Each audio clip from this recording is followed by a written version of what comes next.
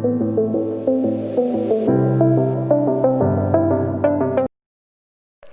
कटी को सब्सक्राइब करंतु और बेल आइकन को टिंग कर दिंतु। जय जगन्नाथ। गुड मॉर्निंग भाई मैंने आ भाई मैंने नुआ वर्ष समस्त केमी कौन कटिला कमेंट से दियो। निश्चिंत भल कटि थव आ 2021 जगन्नाथ कृपा भल चलू। तो भाई मैंने चल एबे काम फाम टी बढ़ीगलानी ऑफिस ऑफिस ओपन हो गला तो काम प्रेसर टी बढ़ी जाइए तो से टी ब्लॉग अलग कौन ब्लॉग बनवाक टे टाइम होनी तो तथापि आज गोटे ब्लॉग बनाया मोर जो ट्रेंड अच्छी वीकेंड सैटरडे आउ संडे वीडियो ब्लॉग बनायार तो से जिनसा जो जाए चलती चालू चल आज गोटे ब्लॉग बनाया। एक्चुअली भाई मैंने मतलब मॉर्निंग के जिम जीवार थिला। एक्चुअली मो फ्रेंड जो अच्छी सांग बिकी काली एक्चुअली गोटे ऑफिस रो छोट मीटिंग थिला तो आम लेट नाइट रिटर्न कलु तो से टाइम मतलब सी भी मतलब मु रेडी एक्चुअली जिम जीवाकू टिफिन फिफिन बनई सब रेडी होती किंतु सी कहला ना आज जीवानी इवनिंग रे जीवा आ टायर्ड लगुच टी मु रेस्ट शोई पड़ी तो ठीक अच्छे जीवानी तो मु बनई देती मो टिफिन रेडी करके रखी चलो देखुँ कौन टिफिन अच्छी देख गोटे टिफिन टी ही से टिफिनटा एवं बाड़े दब माने मोर टिफिन मु रेडी कर देली। ये अंडा सीझा माने येलो काढ़ी जो भितर जो येलो था येलो कढ़ाई ब्राउन ब्रेड ता सहित लगी आमर ये पीनट बटर टे लगाई यहाँ जिम फास्ट वर्कआउट सरला जो आयरन वर्कआउट स्टार्ट हुए आगुरी गोटे जस्ट टिफिन हुए तो हम तो जिम गलिनी मॉर्निंग रे आज तो इवनिंग रे जी तो ये टिफिन टा खाईदबा।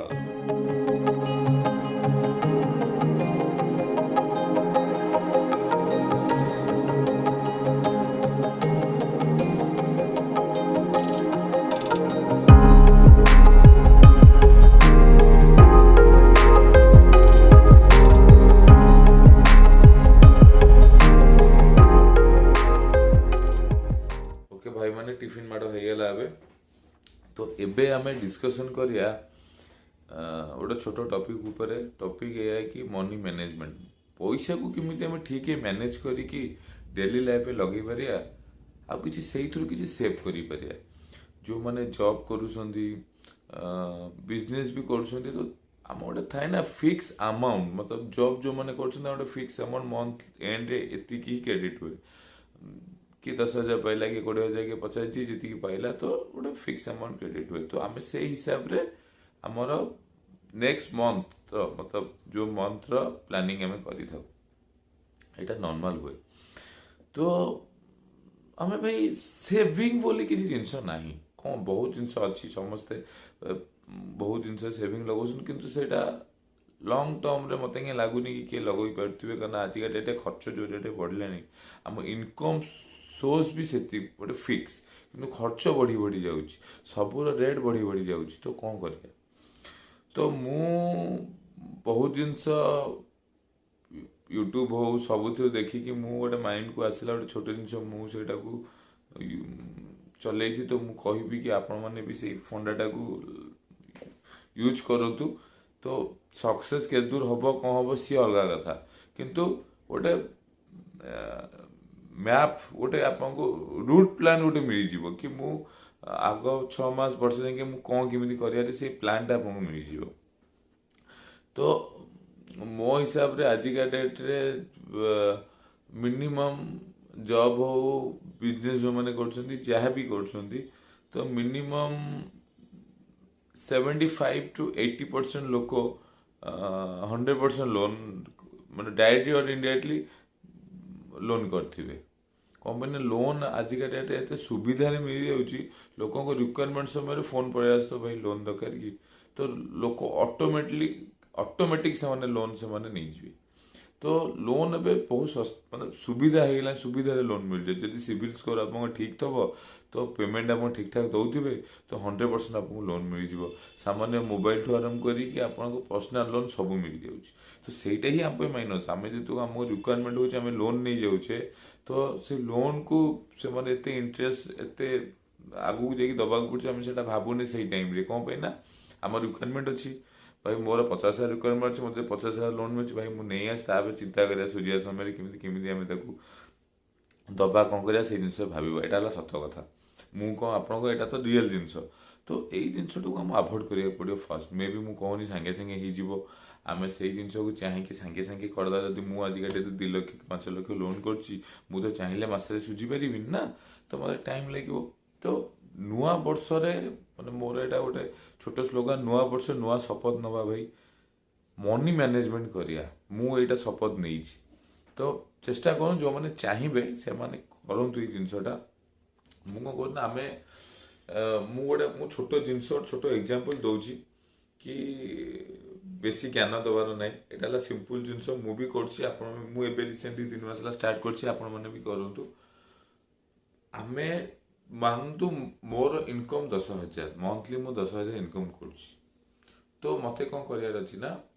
10,000 टंका को मोर डेली लाइफ मतलब नेक्स्ट मंथ मतलब मो जनवरी मु पाइली 10,000 टंका मोर जनवरी मंथ एंड रे पाइली तो मत केबे सेटा खर्च करिया अछि फेब्रुआरी खर्च हो तो मुझे 10,000 टंका को केमिति खर्च हम मोर तो आम कौन करे ना एटा लोन अच्छे ये देदेले घर भड़ा देदेले कि एटा खर्च है पु स्कूल पैसा दिगला कि मेडिसिन आसीगला घर पर सब जिन सब हो गला आ 1,000-2,000 बची मैंने 10 तारीख सुधा पॉकेट खाली एटा तो सत कथा तो आम से जिनटा को गोटे प्लान वे कले मत लगुच कि जिन आम सक्सेस हो पार तो 10 तारीख ना मोर पॉकेट खाली बैंक अकाउंट जीरो तो आ 20 दिन केमी आम ये करिया तो जस्ट गोटे छोट प्लान करिया भाई नुआ वर्ष नुआ प्लान कि आम जनवरी लास्ट 30 तारीख न आम सैलरी क्रेडिट है तो आम कौन करिया ना गोटे छोट पॉकेट डायरी रखु आउ सेटा को मेंटेन करूँ कौन केमी मेंटेन करेंगे सर्टली कहीदे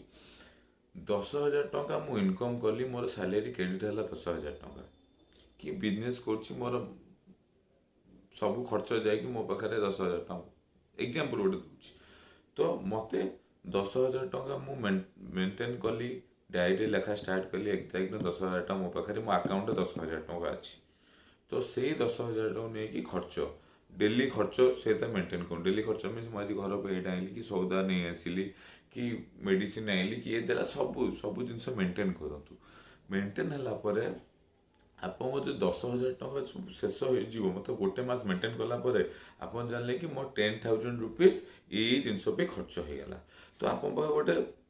लाइन आसीगला कि मुझा खर्च है या खर्च है या खर्च है वन्स गोटे जिन आसीगला नेक्स्ट मंथ आम कौन कर ना से जिन को आम चेक कर चेक करवा आम चाहिए कि मोर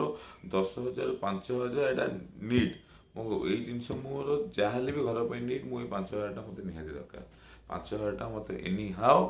प्रति मास खर्च करा पड़े देखिए 2,000 टका एक्सट्रा खर्च हो जदि मुझे मो पिला नहीं बाहर को न जाऊँ कि सांगे न बस मो 2,000 टका बचीज यही सब जिनस है आप गोटे लाइन अप मिल जाव कि मोर या खर्च हो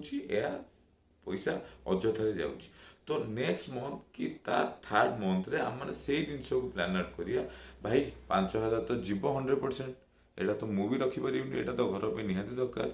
तो मो जो एक्सट्रा 2,000 जाऊला सांग सहित बसुली कि निज कौन नौली कि मो पे कौन आऊँगी जोटा कि मुझे 2 मास पर कले हम मो पाखे से पैसा मुझे सेव करी तो वन्स आप जो आखिक पलि आस न कि नाई सर मुझे कहीं टका 1,000 खर्च कली